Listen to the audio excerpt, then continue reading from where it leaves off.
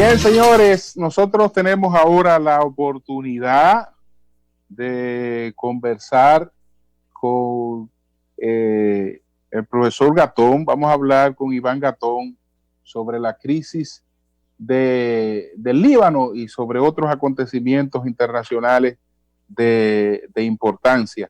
Pero en estos momentos está en la palestra, ¿no? Lo que es la crisis del Líbano, la dimisión del gobierno, qué dimensiones puede tener eso en el plano internacional. Buenos días, Iván, adelante. Muy buenos días. Bueno, ese es uno de los problemas más serios que quizás tiene ahora mismo la democracia. Y es como el gatopardismo de cambiarlo todo para que todo siga igual. Porque la realidad es que en el Líbano el cambio de gobierno no es que vaya a dar las transformaciones necesarias en una sociedad sectarizada con un Hezbollah que es un partido armado, digámoslo así, y que la mayoría es chiita, entonces tiene una incidencia fundamental en esa sociedad. Por otro lado, la división con los cristianos maronitas, continuamos entonces con un grupo sunita, tenemos drusos, una sociedad que no tiene realmente un proyecto más allá de la sectarización que existe y las implicaciones, por supuesto, de un Israel, el sionismo de gente como Netanyahu, que han estado de una forma u otra siempre atizando en la zona las diferencias que hay entre esos grupos religiosos, digamos así, el sectarismo religioso. Otro elemento adicional es la situación en Siria, que lleva al Líbano más de 1 millón y pico de refugiados, que eso es un resultado nefasto siempre de las guerras. El otro es el de la guerra en Yemen, que no se menciona, pero que también tiene sus reflejos en el Líbano, porque el que está enfrentando al sunismo de Arabia Saudita es Irán, e Irán está representado en el Líbano con el Hezbollah. Una situación también de corrupción. El Líbano es uno de los países con una de las mayores deudas externas per cápita del planeta y la percepción de la corrupción es muy amplia. Y ahí tenemos un panorama de que, bueno, una negligencia grandísima. Si vamos a hablar de que era un depósito que tenía Hezbollah de armamentos en un puerto donde es increíble que se pueda mantener este tipo de refugio para armas en medio de población civil, pero todo esto lo que demuestra es que nosotros estamos ante una de las situaciones más complejas en medio de una crisis sanitaria que lo que hace es dramatizar aún más la situación que vive un país. Y esto, don Julio, es importante resaltarlo por una investigación de campo que estuvimos haciendo incluso en Washington. Ustedes saben que el Líbano tiene 4 millones y pico de habitantes, pero libaneses en Brasil viven como 7 millones. Entonces, cuando usted ve los informes de inteligencia o de seguridad para la región de parte de Estados Unidos, le habla de la incidencia de Hezbollah, tanto en Brasil como en Venezuela. Pero sucede que la diáspora libanesa, en el 2006, el ejército de Hezbollah es quien le gana la primera guerra, como ellos lo ven desde su perspectiva, a Israel. Entonces hablan de que hay unas vinculaciones en Haití. ¿Por qué? Porque en el Islam chiita se practica lo que se llama la taquía. Y la taquía es la simulación. Porque desde los inicios del Islam chií, que chiita viene de Shia, es decir, partidario de Ali, ellos tuvieron que adoptar la forma de simular que no pertenecían al Islam chií para que los sunitas no los eliminaran. Entonces tenemos en la región un gran crecimiento del Islam y una incidencia, y esto lo vemos con la inauguración de supermercados iraníes en Venezuela. Tenemos también en Argentina, recordemos la explosión de la Mutual judía, que fue una acción de elementos iraníes en ese momento. Entonces, en medio de todo... Perdón, mira, y que fue con nitrato de amonio, el también, material base para las bombas. Pero aquí hay un elemento interesante. José, y es el siguiente. Ante el cambio geopolítico que ya venía sucediéndose en el planeta, las primaveras árabes y la situación en Yemen y la guerra de Irak, por supuesto, lo que hicieron fue darle una mayor preeminencia a los iraníes, junto a los chinos, la civilización viva más antigua que tiene el planeta. Esto es importante resaltarlo. Estamos ante un resurgimiento de Irán que maneja la entrada al Golfo Pérsico, pero también estamos ante un resurgimiento del Imperio Otomano con Erdogan. Entonces, en esa situación tan compleja geopolítica, nosotros tenemos que ver que el Líbano viene a sufrir esto que mucha gente no toma en consideración ante lo que han sufrido esos pueblos descendientes de Abraham. Una pregunta, líder, en tu excelente tu participación. Dos cosas. Ahora mismo el Líbano está dirigido por una coalición anti-siria, anti-chiita, anti-iraní. Ahora. Y segundo, ¿se pudo determinar si la causa real de la explosión del nitrato de amonio fue accidental o hubo manos criminales detrás de eso? Mire, más allá de lo que se pueda decir en términos de gobierno en el Líbano, el gobierno de facto sigue siendo Hezbollah, que lo dirige el jeque Hassan Nasrallah. Sí, porque es el único que en los acuerdos de Taif no entregó las armas en el 89, después de una guerra civil de más de 15 años, y que es financiado total y absolutamente por Irán, porque Irán decía, nosotros no tenemos misiles, pero tenemos a Hezbollah en el Líbano, que es una presencia importante. No tenemos misiles, pero tenemos a los hutíes en Irán. Entonces, en la prueba o no, digamos así, no le conviene a ninguno decirlo ahora. Estamos viendo que dicen que fueron primero fuegos artificiales. Lo que pasa es que a Hezbollah no le convendría decir que Israel, en el caso de que haya sido Israel, fue quien provocó la explosión. A ninguno le convendría en este momento decirlo, pero la realidad es que hubo negligencia y que estamos en una situación en el Medio Oriente que no solamente queda en Medio Oriente, y es lo que yo quiero que tomemos en consideración.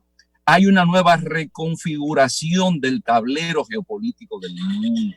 Nosotros hemos tenido la desgracia, como seres que estamos viviendo esta era contemporánea, de vivir la transición de una edad moderna que hegemonizó Occidente para pasar a un siglo XXI que, como preveía Samuel Huntington en Choque de Civilizaciones y en otros trabajos que hizo, cuando Estados Unidos perdiera la hegemonía y se perdiera el equilibrio de la Guerra Fría, el mundo iba a entrar en el atolladero en el que nos encontramos ahora, de que la multipolaridad lo que ha dado es mayor caos al planeta, más inseguridad.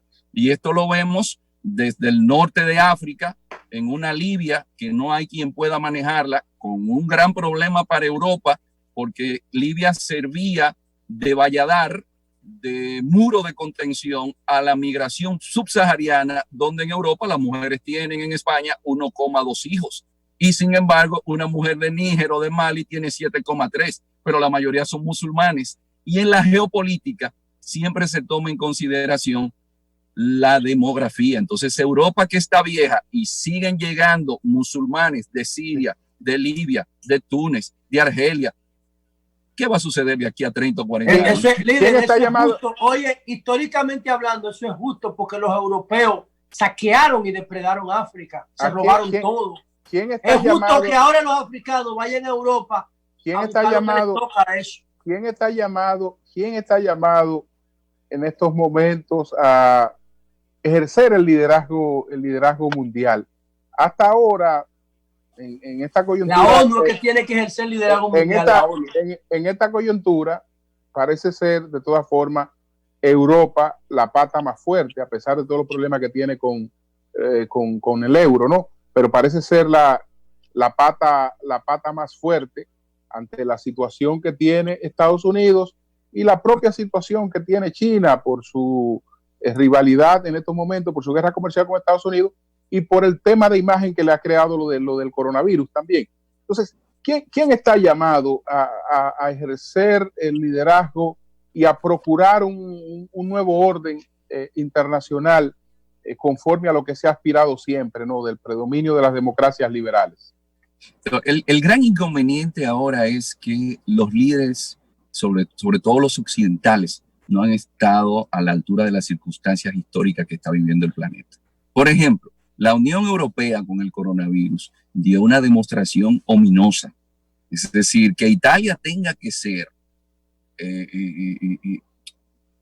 digamos, de una forma clara, que ser ayudada por convoyes militares rusos, por equipos cubanos, por servicios médicos y asistencia a China, siendo miembro de la OTAN, donde Estados Unidos tiene bases militares en Italia desde la Segunda Guerra Mundial.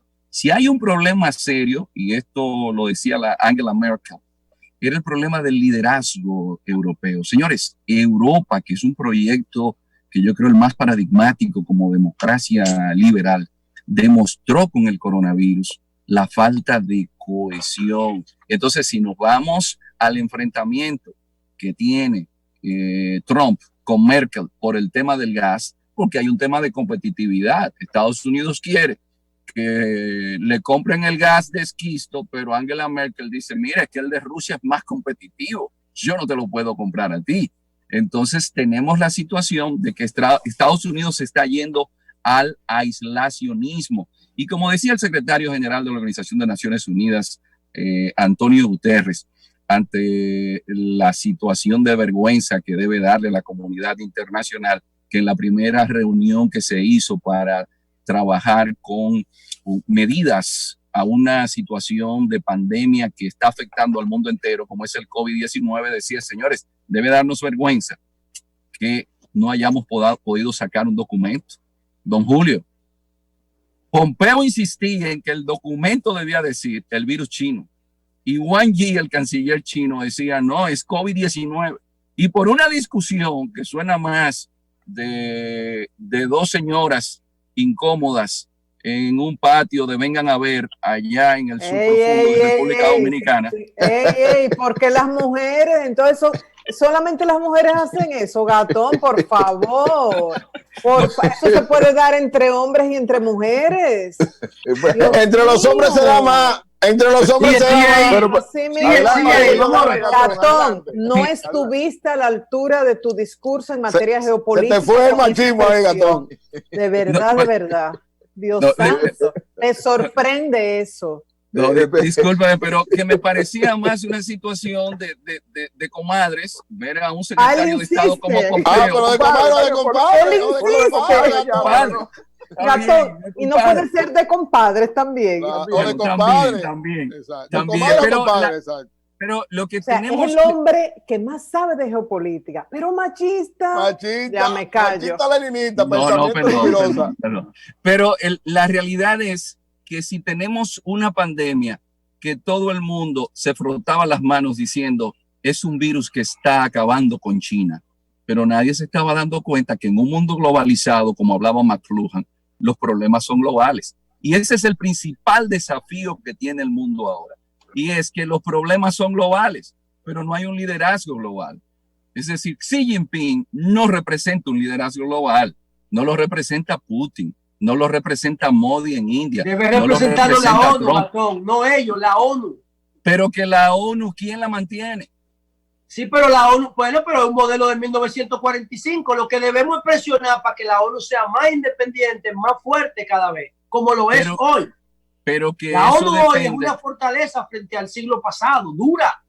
Pero que eso depende de cómo las potencias decidan darle a la ONU. Nosotros no hemos hecho ningún esfuerzo. Pero escuchemos también. Pero es válida la ONU. Pero oiga qué sucede, y esto es importante para tomar en consideración. Las Naciones Unidas es una idea que viene dada para la transición con la Segunda Guerra Mundial. Y americanos y rusos deciden. El colonialismo se va a acabar. Gatón, pero tenemos que escuchar. Las Naciones Unidas es una evolución de la Liga de las Naciones. De la Liga de las Naciones de la Primera Guerra Mundial y de la Paz de Westfalia. Las Naciones Unidas es la evolución de la diplomacia.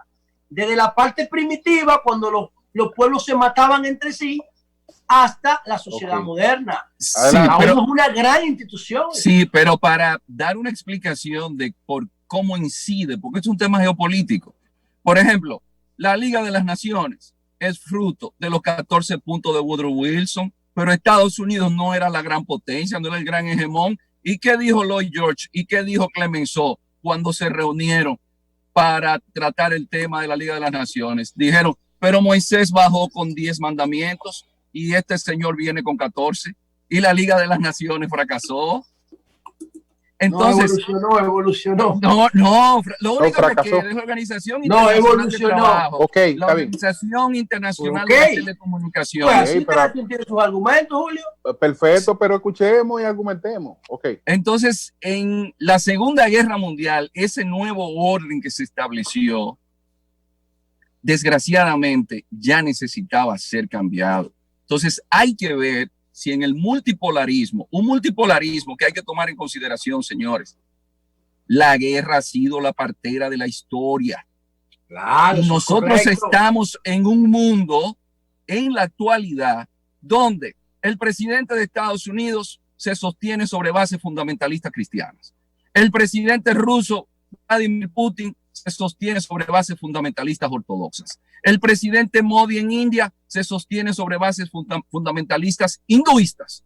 Y Erdogan se está sosteniendo en el Islam sunita.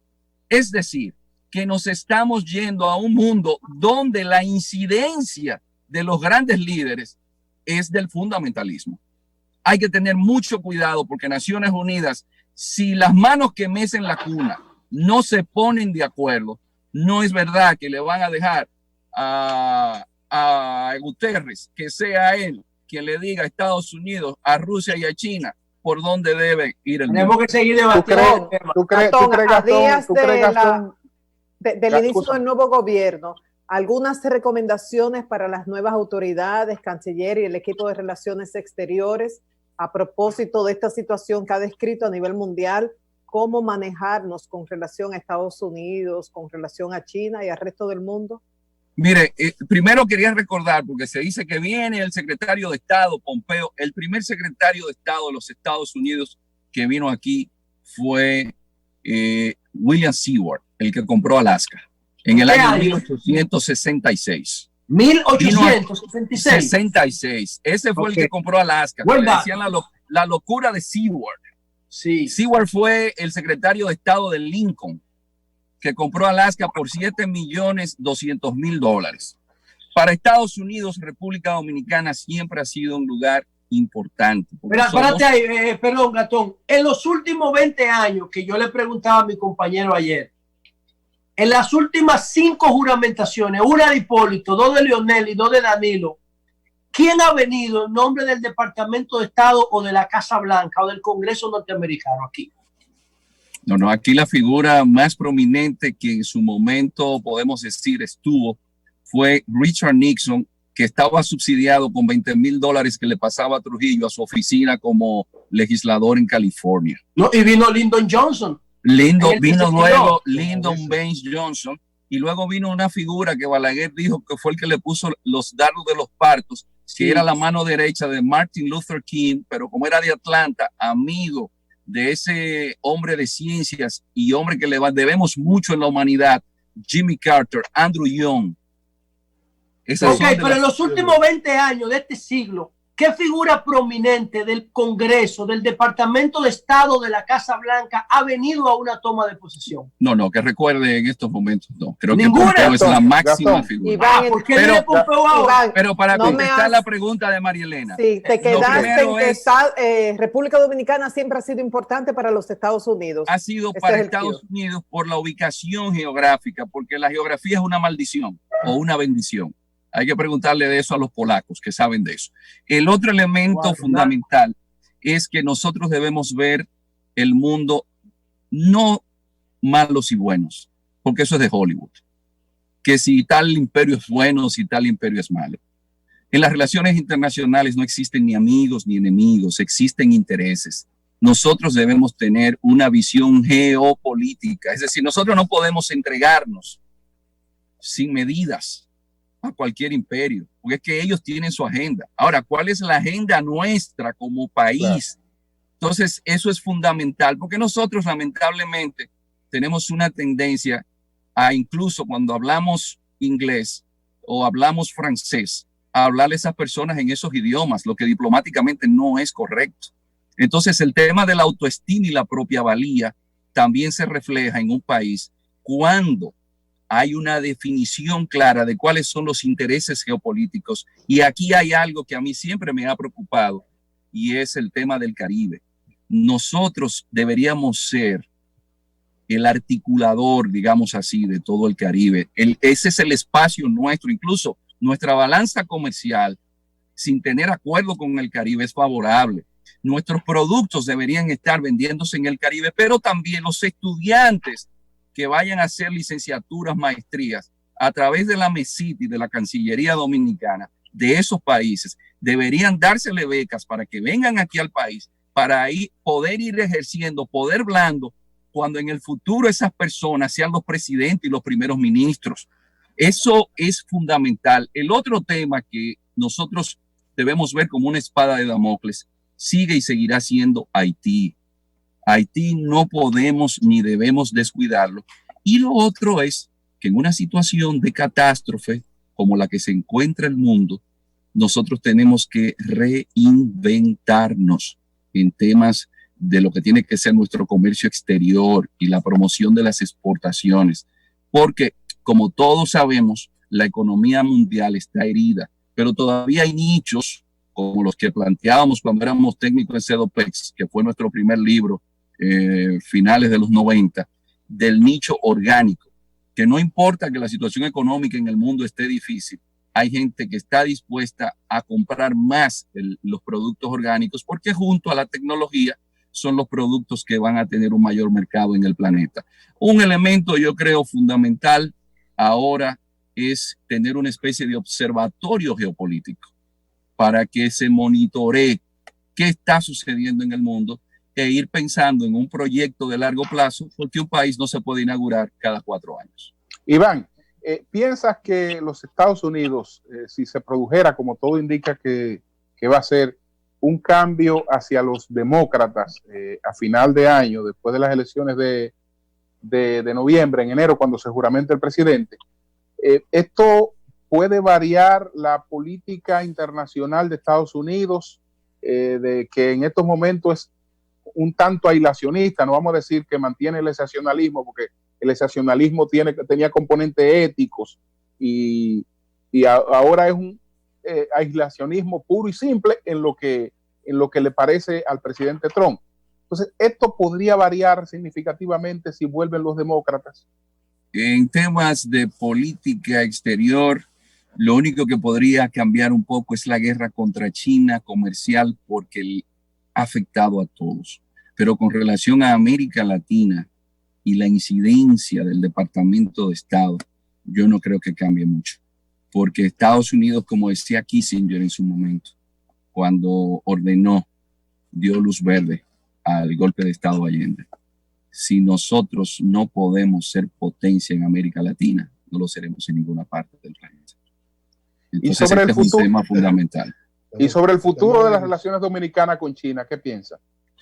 Bueno, la realidad es la siguiente. China es un gran actor de las relaciones internacionales. Cuando usted lea la historia del país, o la lean de aquí a 30, 40 años, podrán darse cuenta las futuras generaciones de que si la economía del planeta, si la incidencia política y digamos financiera en todos los sentidos la tenía China, fue una gran jugada geopolítica. Y nosotros, si vamos a estar en un mundo que es interdependiente y China determina la Organización Mundial de la Salud y China determina porque está en el Consejo de Seguridad de Naciones Unidas y China determina porque es el que tiene 900,000 millones de dólares para hacer la ruta de la seda e invertir, usted no puede estar de espaldas a China. Aunque Estados Unidos sea quien nos envíe el 60% del turismo, nosotros tenemos las remesas que vienen de Estados Unidos. Estamos en un mundo globalizado. Donde el 80% de nuestras exportaciones las compran los norteamericanos. Sí, pero que nosotros lo que tenemos que hacer es no subestimar, que los grandes peleen y nosotros como pequeños ir acercándonos en la medida en que nuestras posibilidades geopolíticas así lo permitan. Pero el escenario mundial no es para despreciar a un país como China. Iván, una pregunta que es medio complicada porque tiene implicaciones políticas, pero bueno, al especialista internacional quiero preguntarle. ¿Piensas tú que lo que determinó que el presidente no presentara su reelección en el Congreso fue la llamada de Mike Pompeo? ¿Tú compartes ese criterio? No, yo lo que sí yo le puedo decir algo a usted y que lo sabe, y usted lo sabe también. Muy pocas cosas suceden que Estados Unidos no se dé cuenta. Y que cualquier movimiento que se vaya a hacer, Estados Unidos determina.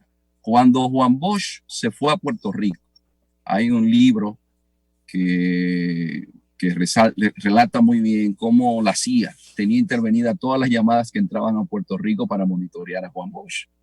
Y vemos que luego se hizo la revolución del 65 y a Juan Bosch no se le permitió que volviera a ser presidente. Tonito Abreu Flores, primer secretario general del PLD, me decía, Iván, la gente es tonta. La gente piensa que Estados Unidos iba a permitir que Juan Bosch ganara democráticamente y volviera a ser presidente. Es porque no saben de geopolítica. El hombre de ellos era Balaguer. Podemos volver rapidito a Nixon, que tú decías que Trujillo le pasaba $20,000 a una oficina vinculada a él cuando vino aquí al país. No, solamente eso. La esposa bajó del avión de la Panam para agradecerle a Trujillo un collar que le había regalado. ¿Y qué oficina era? ¿En qué año fue que vino Nixon aquí? Nixon estuvo aquí. Era vicepresidente, ¿verdad? Era vicepresidente en el 60, si no me equivoco, en el 60 estuvo aquí. Él era el vicepresidente de Eisenhower.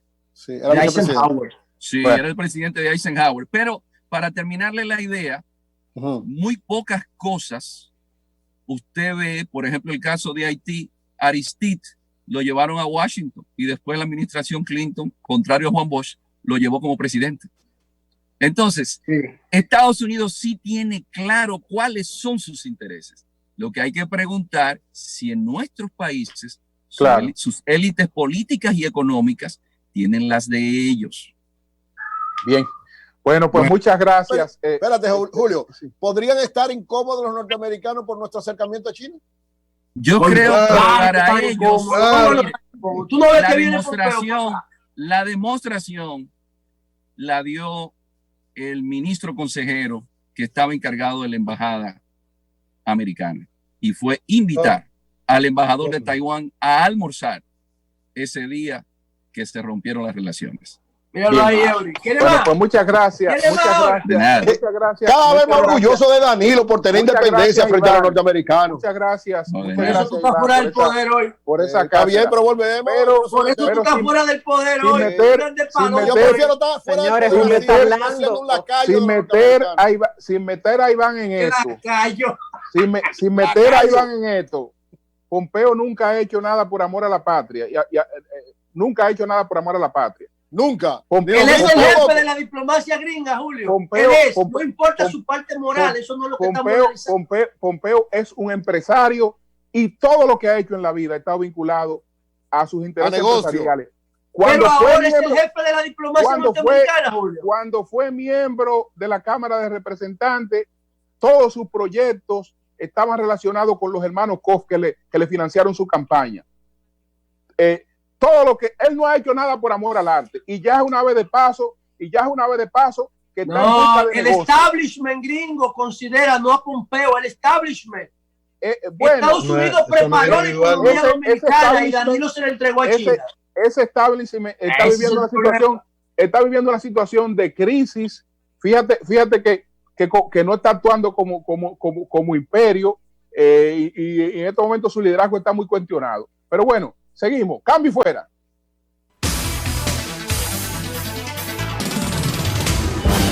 En el sol de la mañana.